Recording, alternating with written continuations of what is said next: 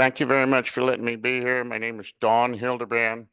I'm the owner of the China Hollow Picture Rock Mine up one of the mines in the Big Jasper Formation. I am doing this presentation for the Northwest NARG. I guess that's what I'll call it. This presentation was generally put together for a lapidarist group of rock people. You'll see maybe where it varies away from paleontology, but a lot of the things I see in this room and talk to your people, I think you'll all enjoy it. Please don't be afraid to ask questions. If everybody's ready, we'll probably begin. Pardon? I want to make sure they can hear you online. Kent, can you just say, you guys can hear us, right? Yeah, we can hear you. Okay. Thank you. Great.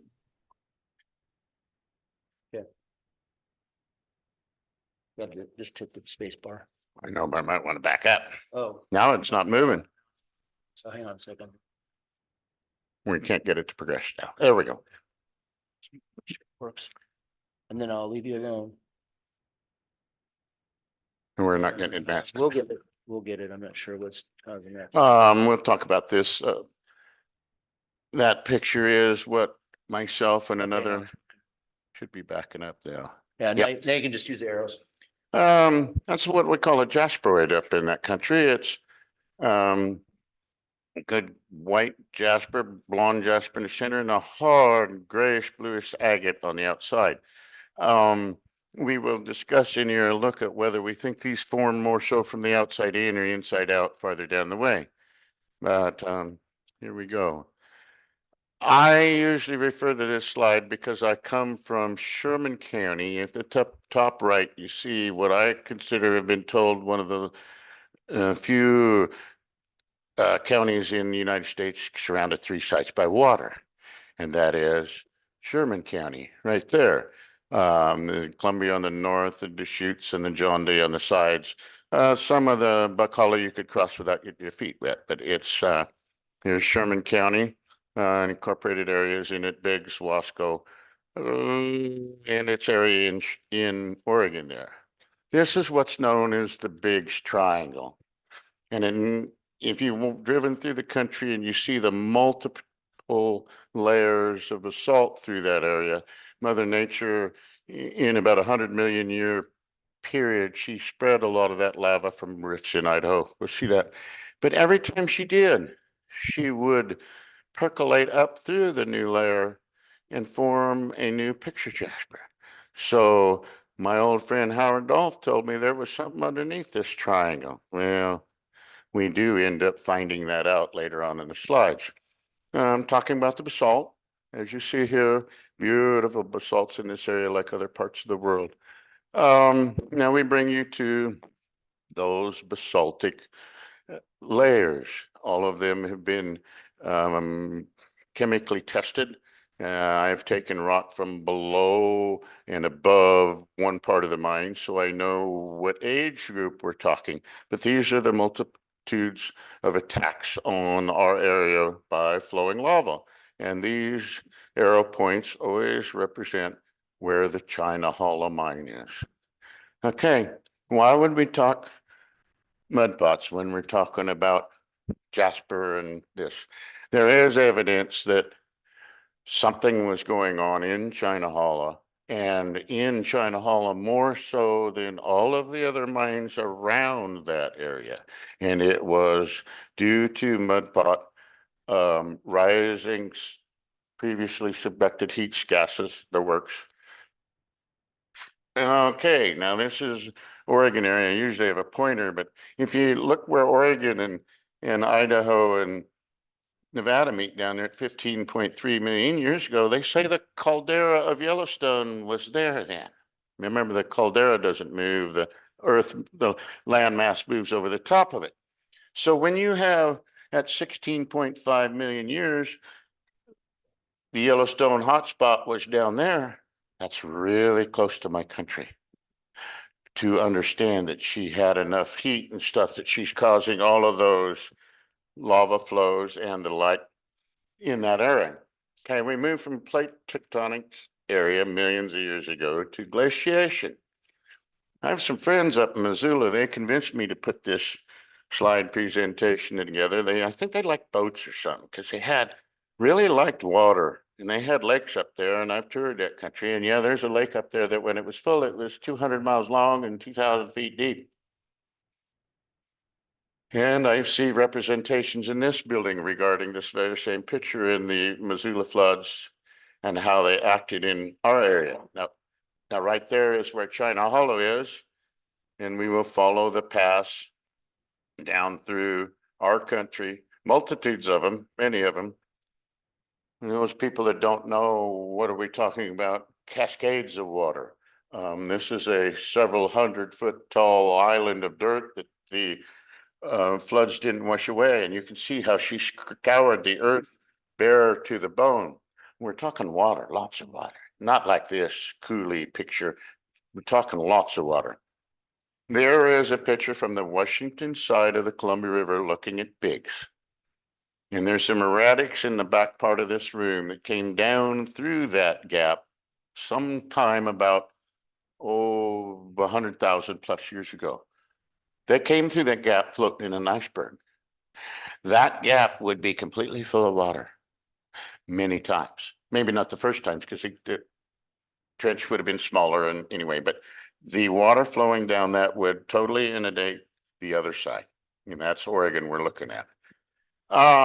Bouncing around here, I found a piece of jasper or a piece of salt in my mine and got to looking at it. Heck, it was a river cobble. Where my mine is, there's not a lot of river cobble.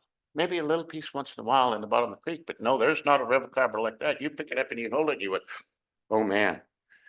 That was a Native American Missoula river cobble carried about 3 miles up over the hill. And on the one end, you can see it's been all hammered. And I have several of these. These were found in an area we call the Abo Pit, and it was last mined before the last Missoula flood because I found a charcoal ring and I found all this buried under some talus, some debris that has been there a long time. So we know the natives worked it. And why do we know the natives worked it? Well, necessity of invention. They were hungry. They needed a meal. Jasper's hard. It works a very good point. It's hard to work a good point. The camp Indian that could make the points, he was highly lauded. He was loved. And here's some of the jaspers. They used some of these fine jaspers. They used a lot of the agate on the outside, the chalcedony that wasn't quite so hard. Some of this agate like this is out of my China Hollow, flint napped and heat treated by Jim Miller. They're gorgeous stones. They're hard. You want to dig a sliver out of your finger, just go right ahead and pick one of them up. And you could carve up a piece of obsidian with it. And Jim Miller again, PSK represents a Puget Sound nappers.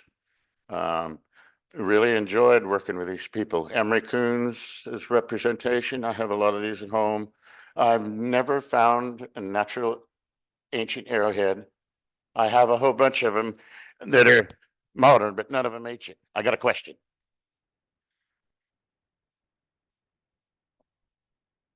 What's that? I don't know if you want us to ask now or hold our questions. I was gonna ask about the heat treatment, like what is that? What is what? Heat treated. Heat treating. Okay, we got a question. The question would be, what is heat treating? The natives did it. They anneal the stone. They align it. Now, I may be corrected on it. Align the molecules to where it flint naps better. You can see a piece of obsidian and it breaks and snag. It got a nice, beautiful cleave on it. Well, sometimes this rock may be real hard and breaks up. They heat treat it to make it workable. And different rock takes different temperatures. White man now, modern day, is just now starting to find out what they knew. Back the ancients, they dig the sand out, put the rocks in there, then they'd build a weekend fire for the tribe over there, and then in the next weekend they go dig that rock up. Usually it's color changed. A jasper will usually turn a deeper, a beautiful purple blue. The agates may not change the color, but it was all something the natives did because it made the stone more workable and they got a better product at the end out of it. Yes, ma'am. Okay. Stone. That's a piece that I cut on my drag saw. You can see dendrites in that, you can see agate, you can see jasper, and I don't even know where that piece went, but look at it, cut by the drag saw. I think we cut them about 5.5 inches thick for the sphere makers. And yeah, an 80-pound hunk of block and dendrites and stuff, just unbelievable in that stone. There's dendrites, big as the palm of your hand, and they emulate from the outside of a event, I'll call it. There might be a pocket, or sometimes it looks like a seed, and that mineral will be in there, and then sometime during the solidification of that rock, those did what we see they did. There's a horrible picture, but a piece of picture jasper that I don't even know where that one went. Another typical piece of China Hollow is really famous for a lot of dendrites. I mean, a lot of dendrites in brown jasper. And it's not always a lot of color like we want. Gargantua. Gargantua. And we have one now called Godzilla. He's been pretty much dug out. I'm standing down there in the hole. All right, to start on this part of the subject, you're going to see some pictures. You need to understand that the guy I bought the mine from, his son-in-law, I knew them both quite well. The son-in-law told me a lot. He's passed now.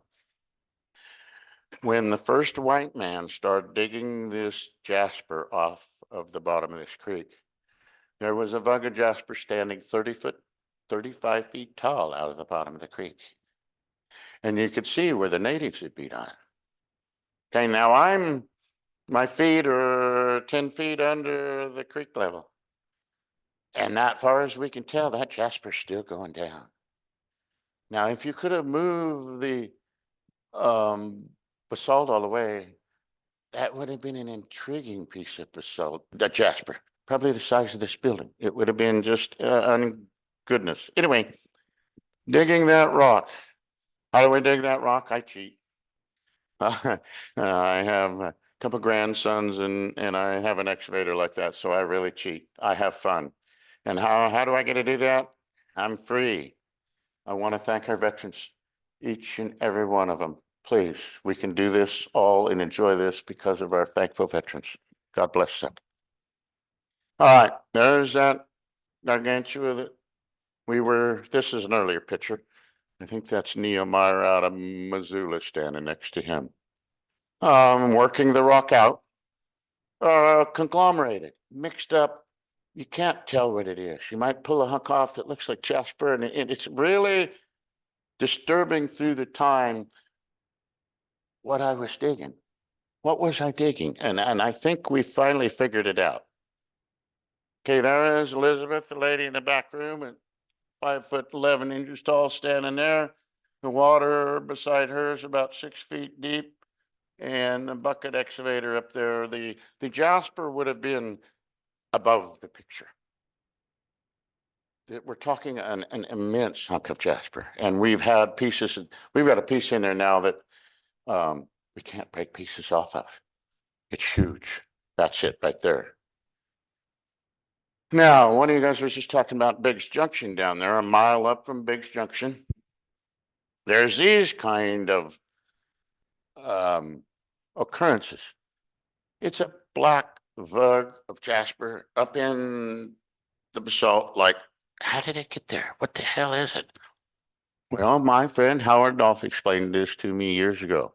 On my property, I have one of the largest one of these, which he said would be lava, okay? Viscous, very heavy, very hot, coming at this building. It might push it along for a ways. And then when it got some of the front of the lava cold, the lava might build up behind it and flow and roll over it. Now you've got hot lava float over a creek bottom, a mud bog, what was there? And forming some of these things that you can't have a rhyme or reason why it's there. And up in sometimes the top third, we'll find a black basalt with looks like little stems and stuff in it. So Howard Dolph told me those were bulldozed up dikes of basalt, of jasper. I don't know if you can tell in these pictures, but right there, dead center above the little Jeep, it's very beautiful. It's black. It's like obsidian, but shines a little differently. Make great arrowheads, but it's got no None of that stuff. I found that in my mine in a tailings pile from the last miner. Fred Dormar lost that rock. He didn't lose it. If he knew he had it, he'd have taken it home. But he got the big piece, okay? I found that in his tailings pile. It's 7.5 pounds, one of the most beautiful rocks I've ever come across. And I have it still to this day. But that's the China Hollow. Very exquisite bigs with most of the rock we diggings brown or blonde jasper or something like that. This is almost one of those jasperoids. And we're going to get along here and we're going to try to figure out how they all formed. Typical big lace sphere. Goes from pale white with a beautiful blonde in it. Oh, I went the wrong way. Anyway, that little fox face is in that sphere. Sometimes you can see one thing and then somebody else will see another thing, but a lot of rocks, everybody sees the same thing and they see a fox thing there. All right. We're going to start touching a little bit of what was going on there 14 or 15 million years ago. You look at that dime on there, or whatever, and you look at that beautiful China Hollow pattern, and you look at a hole to the left that's white, and a hole to the right, and it's got some different colored drusies in it. But look at the white nodule that moved in that rock. Was that gravitational lifting it as it's lighter than the surrounding material, heavier because it's pushed into it? I have some examples we can assume might be mud pot explosions, but this one, like some of the others, is now, why did Mother Nature take and shove that white ball down through that jasper and then stop it there and then save it for us? Dendrites. There's a beautiful brooch I had to have made for a guy's big a crack in a rock that had dendrites out. It just beautiful. I don't know, elk rock, I called that, because I don't know why it's in there so many times. The bushes down here on the left, I told the lady that was looking at my shop one day, I said, I call that the elk rock. She says, why the elk rock? I said, well, you see the elk in the trees down there? There's a tick on the back of the elk and there's a mite on the back of the tick. And she bought the rock. China Hollow, one of the neat things China Hollow does is polish. And I don't know if you can understand trying to take a picture of a rock or a fossil. I'm sure a fossil is just the same. It either hinders you or helps you. And this is one of those things when you can't get a ball like this and get a picture of it and look at the ball. You see everything's reflected in it. So I took that out in front of my shop and threw it on the bench there and just popped a picture of it. You can see the tree across the street in the RV park. You can read the letters on the sign on the post. And it's a beautiful hunk of a gray blue agate, but its polish is just beyond unbelievable. And that kind of tells you, one of the things they do is if Richardson used to make my spheres, is take a sphere into the light under the light bulb. And if you could read Sylvania in the sphere, then it was polished.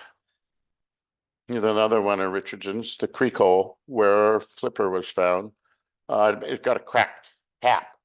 It's glued back on. Just beautiful. You tell it slid 1/8 of an inch or a millimeter and moved, and she glued it all back together. Oh, Jelly Bean, I rock out of what we call the Avo pit. Real beautiful black, and I call it red. I'm colorblind, so my eye on the mind. So I guess colors are what I call it. Anyway, that was sent by a friend of mine, Johnny Leeds. It was cut into like a 3x5 card, about 1 inch thick, and sent to China, and it come back that way. And that was hand carved, free carved. And you look at that white chalcedony in that fish was in that rock. And I don't know if that man or woman planned on what they ended up with. If you turn the fish around, the white goes up about halfway up the fish and it looks like a koi. But that in there looks like he or she planned to put the foam exactly where it looked. Anyway, that's a pretty nice piece. Johnny Leeds sent China Hollow to have calves made. I have a lot of it done around here, but there's some pieces I've added into the freedom. Anyway, Grandpa Don, I got into contour polishing. That's 109 pounds. And it's a beautiful specimen. And it was broken and broken a long time ago and started to heal over the top with druzy crystals. And you could still, if you know how to read the rock, I could tell there was neat rock on there, but I didn't want to cut it up. So I spent, I don't know, 100 and some hours and used my wet polisher and polished that. And that's a beautiful stone. And I exhibit it with the signs, please touch. Because you look at it and it just shines the light. And when you touch it, your mind just goes bonkers because it's really a beautiful stone and silly. Find of a day. If you can imagine the terror of going to a mine like that and thinking you're going to have a bad day. And you usually will look down on the way back up to the pickup and you find a little beautiful piece like that. Okay. And I found two of them like it. There's one just about like it in my curio cabinet and they're dated 8 years apart. And they look like they came the same place. The odds of finding those little pieces, that's a pretty neat little piece of druzy. So we don't always just look for Jasper. There's another piece of Jasper. There's a piece of jelly bean. It had a beautiful little hole in it. And I kept cutting on it, taking pieces off, and that rock has a lot more air in it than it does rock. You've got gold druzy, maroon, all kinds of colors. I haven't used one of those guns to see what all of those minerals are. And we're going to talk about the minerals in a little bit. There's another piece of abo agate and the beautiful crystals in the pockets. Unbelievable. How many million years it took to make that? China hollow picture of Jasper in a buck knife. All right. Where in the hell did all them minerals come from? The little town of Oscar has wascoite. They're digging this again. They haven't quite come up with that exact rock. Does anybody have a misunderstanding of what AU plus 2 ounces a ton means? That rock in Wasco was assayed by a gentleman in the 40s for the war effort. What do they have? And they took a piece of that agate down and it assayed out 2 ounces of gold a ton. Now we're a blown loess, sand, ash. We don't have any gold. We got basalt. Where's the gold come from? Yeah, Ian Madsen, a friend of mine that came from the Gargamel, came and explained it to me. Well, you know where the gold came from. It came from down there. It wasn't a glacier or a lode deposit up in the mountains. She shoved that gold up with her water. So she's had a lot of these holes in there, they were trying to fill. She was shoving that subducted water at 6,000 degrees Fahrenheit that's coming its way out, has to come up. It wants to, needs to boil, but can't boil. But it's coming out of the ground and it's like acidic and it eats every mineral on the way out. And as it comes up, it gets cooler and less compressed. So what does it do? Starts to drop its mineral load. That's those druzy crystals. But what did she do in a place where she brought up the material and got it hard on the surface where it has 2 ounces a ton of gold in it and a half an ounce of silver.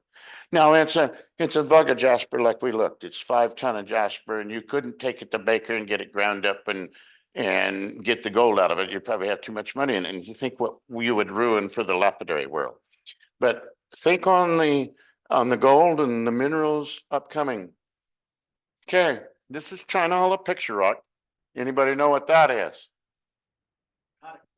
Not a clear. I know Greg knows what that is. I know there's some answers on the internet.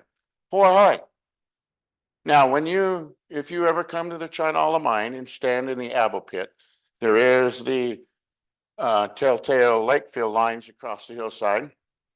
And when you get to playing around here below that, you find that. Now they keep changing the dates, but that should be the top of one of the Sand Hollow Frenchman Spring flows that was like 15.3 million years ago. See the yellow clay in it. a lot of these rocks I dig, I had to wash the yellow clay off. So most of these rocks were formed in that layer above the 15 million year old before the next one came. And the interesting thing about that is they know that through Boyhoy, they know that what the Hawaiians have as many names for lava as the Inuits have rice. But they knew that it flowed at a certain speed. So you're standing there, you know that that lava flowed at 2.5 meters a minute or whatever it is. But it shows of what was going on there. Another piece of Chanola. This one was contour polished by me. Here is the Abo pit. Now, supposedly the lava above is only 14 million years old, and the lava below is 15 million years. So that all that lake bed fill and happened in a million years' time. But my geologist friend from Dogamy tells me that you look at those columns, and they should be more better preserved than that.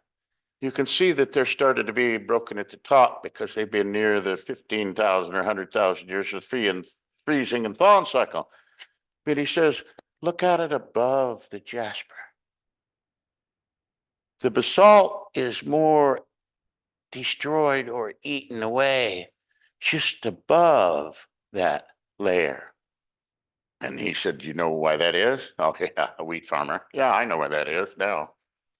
She laid over that 100-foot layer of lava over that thing, and subsequently 4 or 5 of them after that, but she wasn't through bringing up that heat. So everything in that layer was subjected to the ungodly heats and pressures, and everything biological, or what do you want to say, was replaced by mineral. And some places you can see stuff and some you can't. But very interesting that the heat coming up from below that now is dead and gone, and the rifts of lava coming are dead.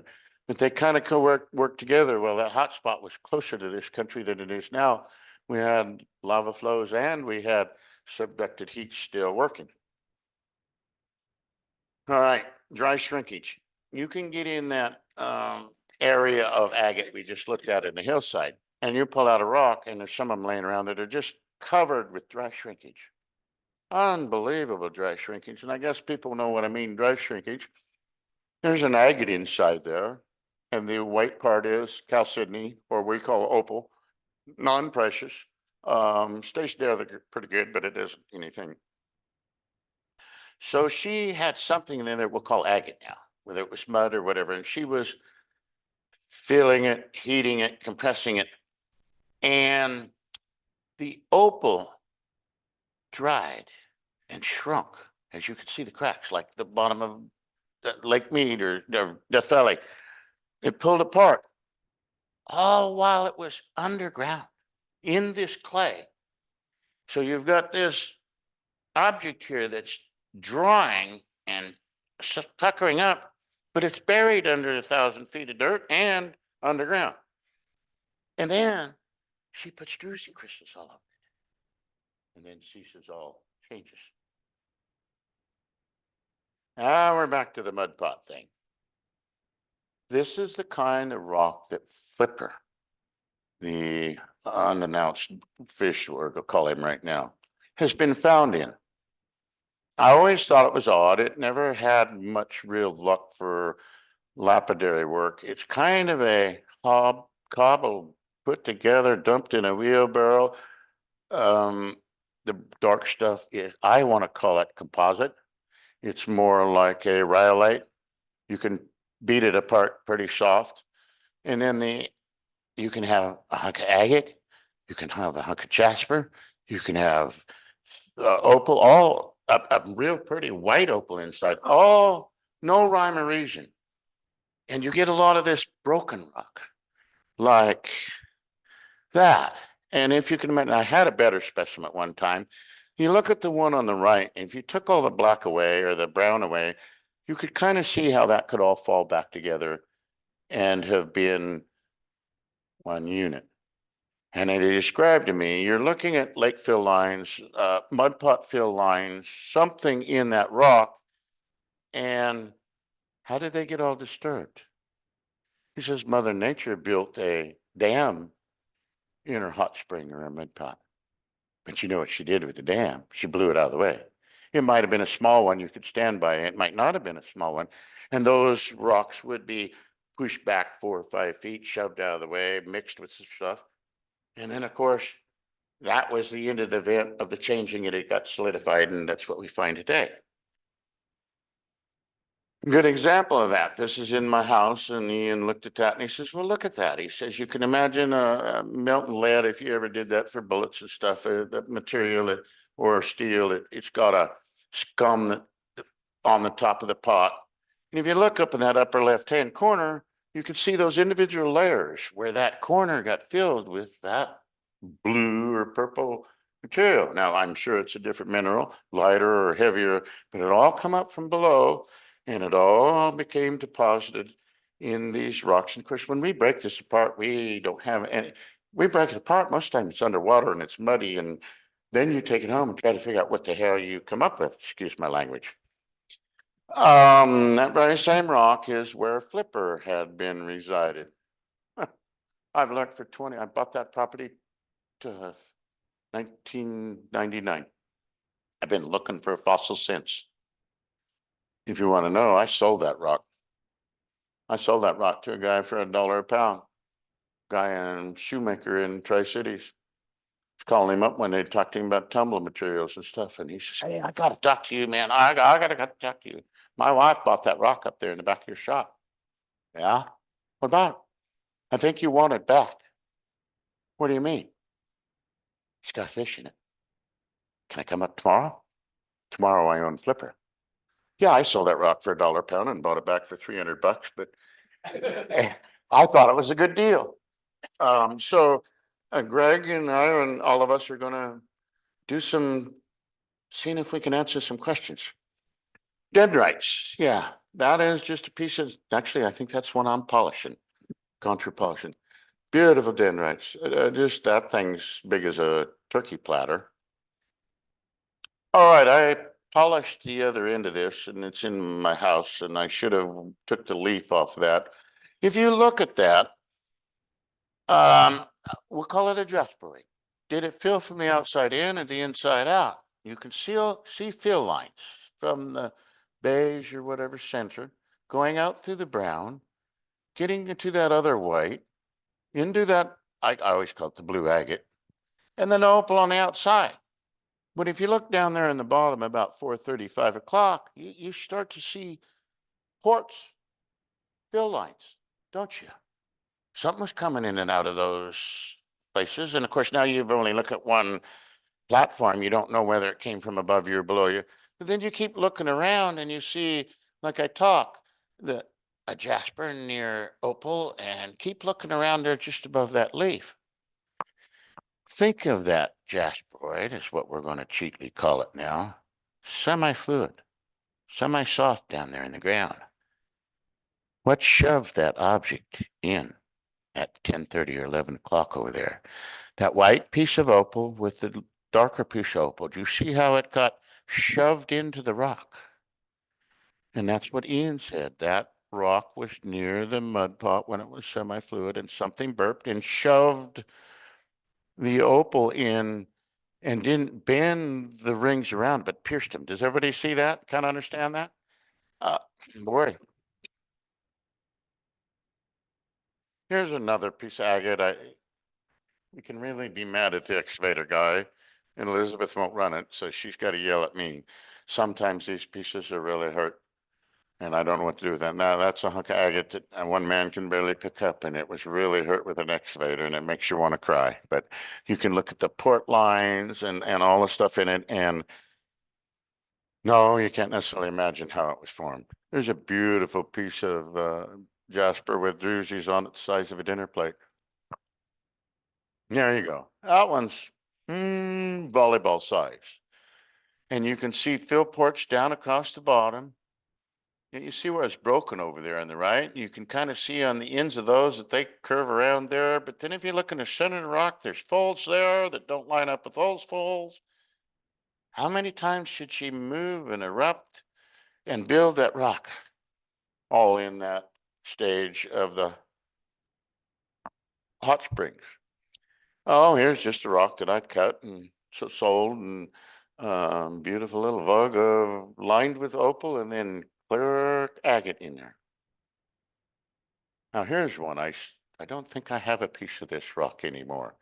A jasperoid, the jasper all the way around the outside, and when you get far enough, you can, in the right temperature, lower right hand corner, you get that beautiful agate. And oh, that'll cut you. Here's my card. Anybody wants to read that for a minute?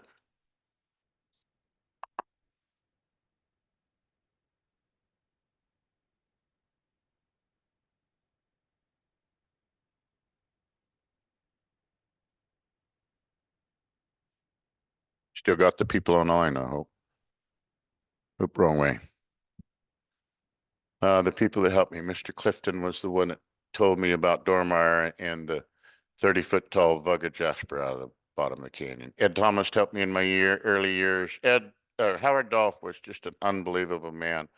Born about 19, he's got an obituary in here, but learned it all by looking at the rocks. He knew who Bretz was and had understood Brett's floods while people still thought Bretz was crazy.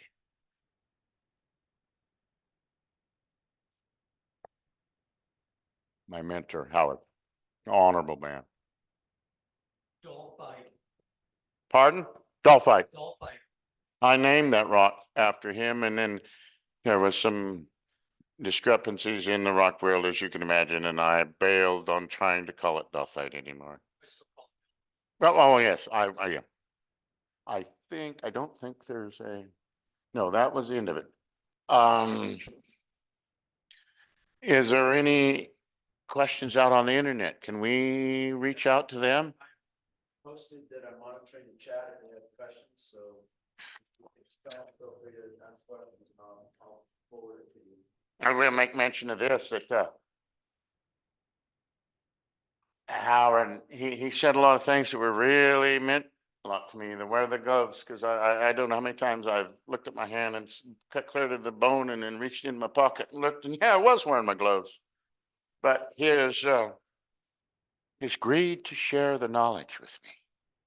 And I'm the same way. I want to help. I want to share and let you guys play with Flipper. Greg doesn't necessarily know it, but you're all committed to help me try to do some more. We have a idea of this 30-foot tall Vugga Jasper coming out of the bottom of the canyon. I can't necessarily tell you whether he came out of the part where she was standing or the part where he was standing or I was, because this was one of the rocks that Mr. Dormeyer dug in his digging and then stacked over there in the hill. They weren't really attractive for lapidary, so we didn't do much with them. I think when the 15-million-year-old lava came through there, we had a presence of a mud pot that maybe got covered, maybe not got covered, might have got covered and some of this happened. And the 14-million-year-old lava came through there, and she persisted beyond that because we could tell in the hillsides and stuff where she was still shoving heat up into that 14-million-year-old lava. But by the time we get up any higher, I think that mud pot action and heat changed to just a normal lake fill lines like most of the mines. So Flipper come out of that big hunk of Jasper. And I think that hunk of Jasper maybe spanned between 15.5 and 14.3, that he could have been anywhere in there. Because as we're finding now, since I know what I know about Jasper, the local co-op bought a piece of ground that has the wascoite on it. And they're digging that. Hey, Donald, what do we do? Well, everybody's finding, like the little pieces of a fin you may find down over in this one. They're finding fins in layers older than 15 million years and a lot newer than 15 million years. So I want to say, okay, up the gorge, if you've ever been there, it's a nice country, but if you put 100-foot sheet of lava through there, boy, it's really gonna mess things up. Well, it did. But you know what? The fish came back. I think it's Jurassic Park. No, there can't be baby frogs. There are only male frogs in there. Mother Nature found a way, didn't she? So she had fish older than Flipper and younger than Flipper. And we believe from my preliminary investigation, it's not saltwater because that's 150 million years old.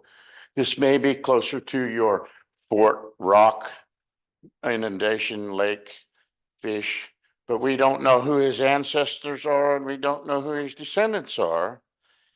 That's Greg's brother. And I want to invite, because I've been trying to find help with the lapidary world and this kind of world, I want to know more about this.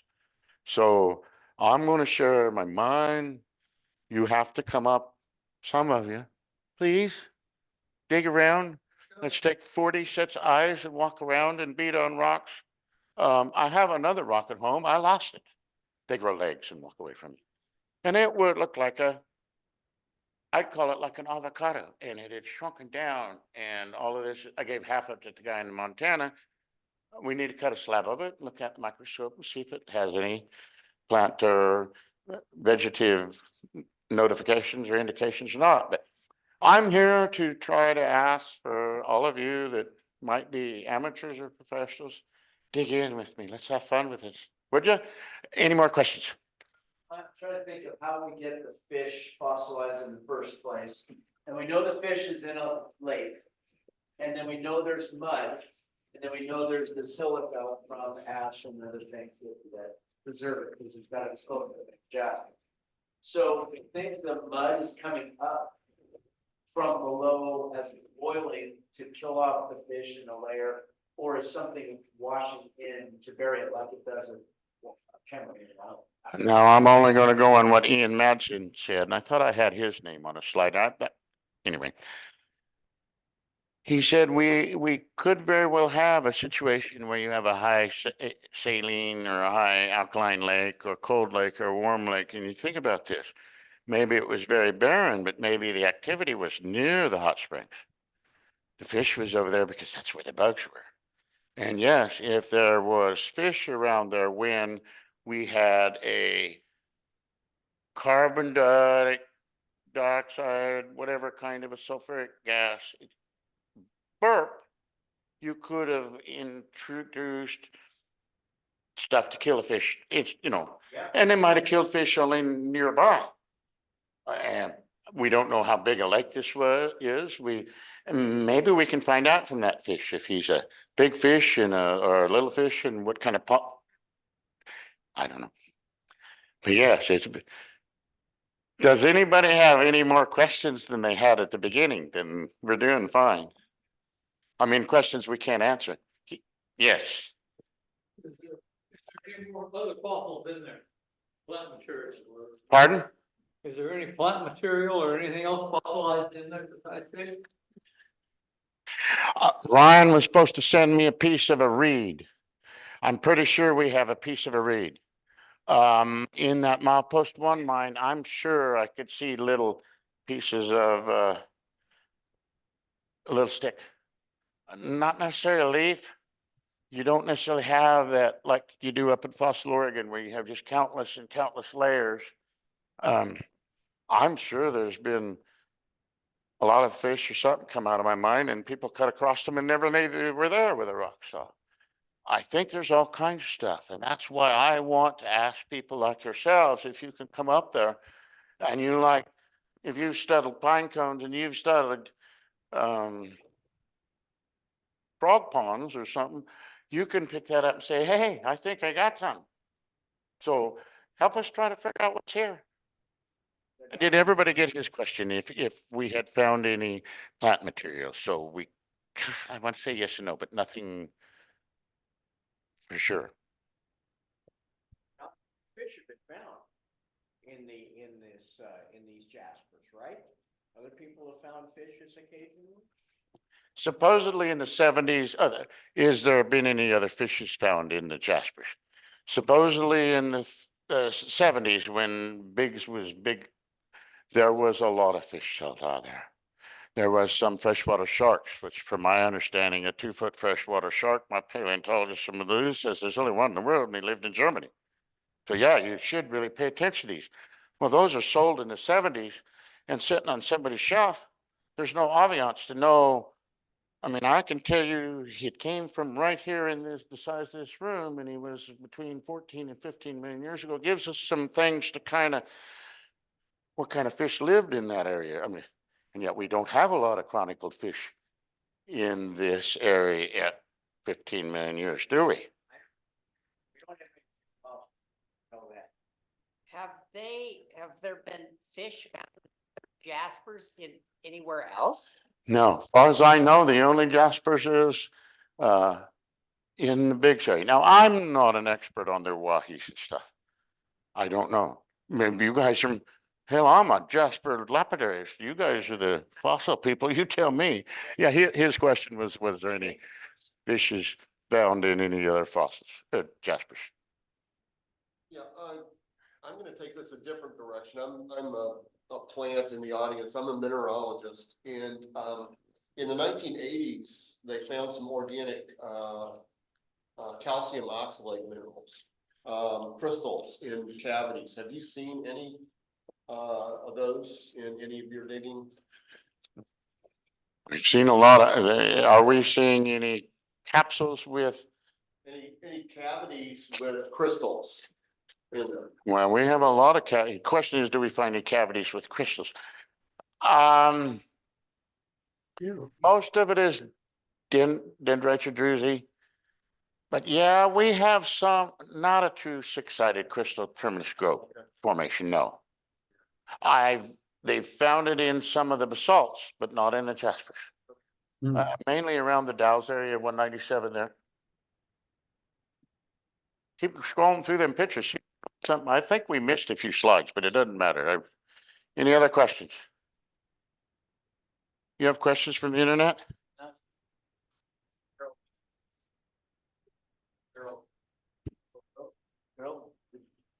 No, we're doing fine. You didn't get any questions from the internet, huh? So anyway, there's business cards up here. I'm going to Arizona for a couple months. These damn rocks has taken me to Arizona for 19 years. I'm going back for 20. I would like to offer you guys to come up and play around. It's very weather prone. We got a place if it rains. You get to stay overnight there because you can't get out. And we drive through a wheat field. This year it will be barren, so it'll be easy to drive through. Last year it was standing grain, so we can't drive in it after June 1. So we have a very narrow season to approach the mine and go digging around, and please come. Yes. Now, I'm totally familiar with the type of stuff that you're mining, but down on the Columbia River near Rufus, I've found stuff that looks like it's layered lake bottom. And if you slice it and open it up, it looks similar to the picture. So are you familiar with that stuff? Oh, yeah. And do you think I'm correct on thinking that it's lake bottom? Oh, I know it is. Okay, so yeah. Because one of the mines there, I'm trying to figure out how I can share.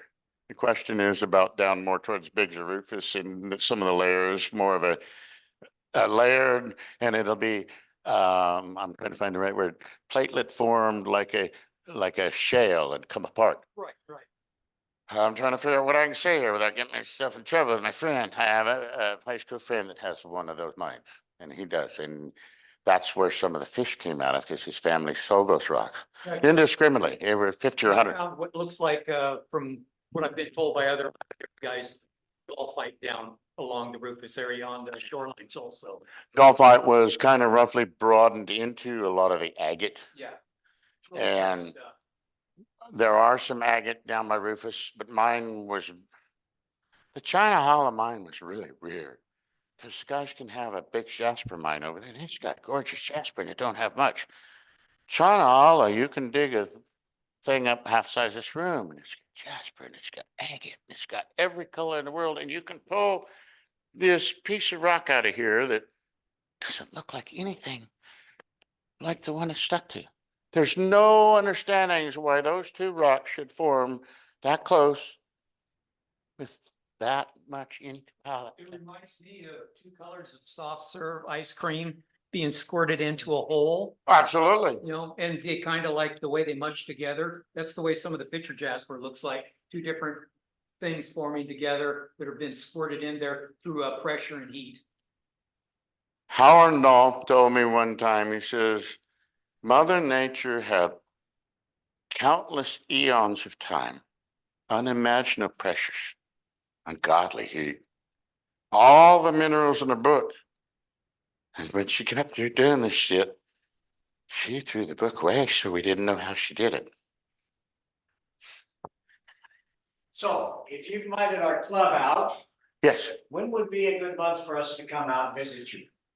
April, May. April, May. Okay. And I would just as soon try to maybe, if you could suffer through it, we try to plan 3 different weekends and maybe you could come to all 3. And if, not everybody can make every weekend. That's true.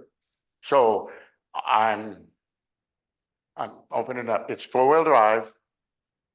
Okay. If you're done, we're talking about next year and open it up. I'll be right back, Greg.